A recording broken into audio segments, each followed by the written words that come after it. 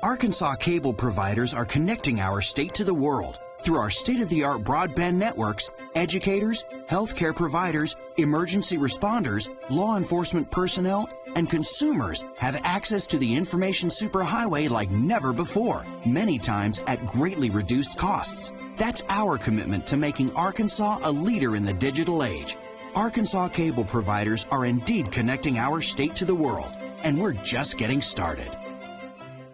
You're watching Capitol View, Sunday morning talk focused on the political scene in Arkansas.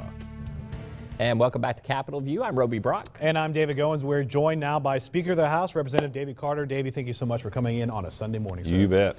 All right, first question. Session starts tomorrow morning, or noon, actually. Noon. That's right. the gavel in time, right? Yeah, that's right. Okay.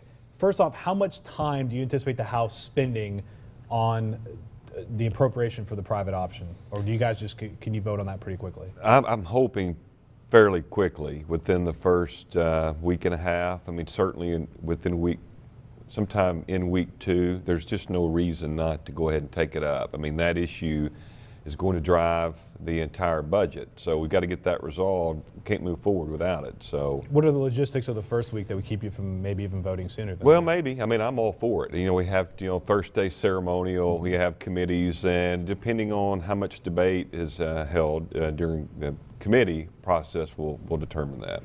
Do you anticipate that you have the votes already in the House to clear the hurdle that you need to of 75 for the private option, or do you need that time, that first week, to be able to talk to a couple of other members? Because I know a lot goes on when you finally all get there and congregate and get behind a closed door and can actually have more meaningful conversations. Right. Well, I think the votes are there. I mean, nothing material has changed on our assumptions since we were there the last time and it got debated. So, we don't need to forget that this is the fiscal session. The law is on the books, all for tweaking the law along the way. This is where it should be tweaked, at the state capitol, but the general that's session. Where the wavering is, though, with some of the folks who have questioned whether or not they made the right vote next time. They've looked at the enrollment numbers, they've looked at the some of the other problems that they perceive the federal health care law to have, and so that's causing the change. So there is a reason for them to have a different view. Well, I think the latter part of what you said is probably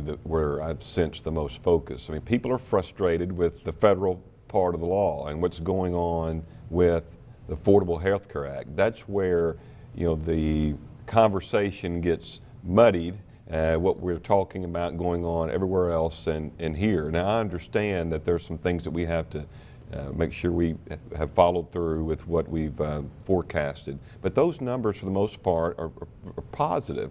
But when you're out talking about it, I'm not interested in debating whether or not Affordable Health Care Act's good, because everybody knows it's not. Well, not everybody. There are some people that say that it is. So. Well, most people, we would have 90 votes in the House to repeal the Affordable Health Care Act if that was a possibility. So I'm not interested in talking about that. And, the politics of this deal is a little bit frustrating, because that is where that debate still goes on. We get, you get arrows shot across the bow, left, right, complaining this, complaining that, I don't like this, I don't like that, and 90% of that stuff is Affordable Health Care Act, national things. So we need to be focused on what's good for Arkansas and improving what we've got instead of just sitting around complaining about what we've got. Could there be maybe a flip or a switch? Because last year you had the Senate basically approving the private option, the legislation and the appropriation, but then really the doubt was in the House. It failed a few times in the House and then passed. Do you see maybe a reverse this time, where the House passes and then you just kind of wait on the Senate to see if they can get it done? That's what the sense is now, that the votes are thinner in the Senate. My personal take on this is I'm ready to tee it up.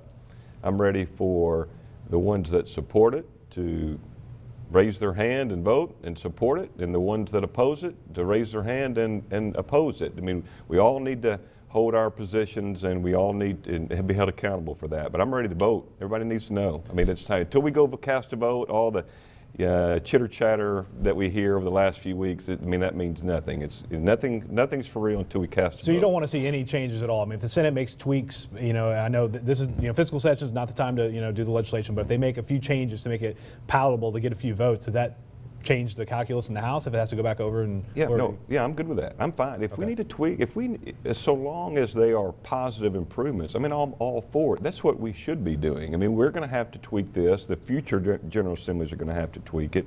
But again, this is where it needs to happen.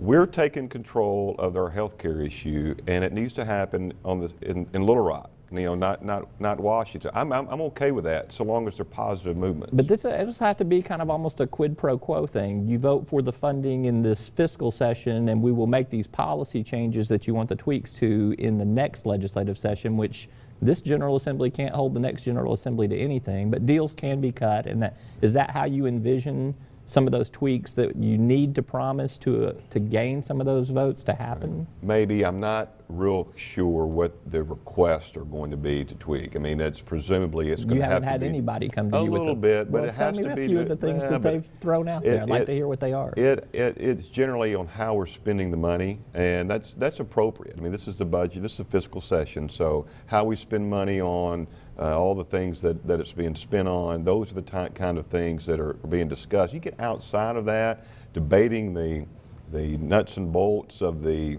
private option law that's on the books. I mean, that's not really what we're here to do right now. We need to follow through and give this a fair chance to work. I mean, we were just up there 6 months ago. We just had this debate, and we need to follow through and give it a fair shot. And 6 months into it, with no material things that have happened differently than what we thought, I mean, that's not in good faith to come up and not let this thing have a fair shot at work, and come back in next spring during the general session and tweak the law as needed, and as many times going forward as necessary. But you can't stop now. You can't pull up on the state. Our citizens have made adjustments to their health care plans, and they've relied upon what we've told them we were going to do, and we can't pull up on them. It's just it's not the right thing to do. Okay, we got less than 2 minutes. A couple other things.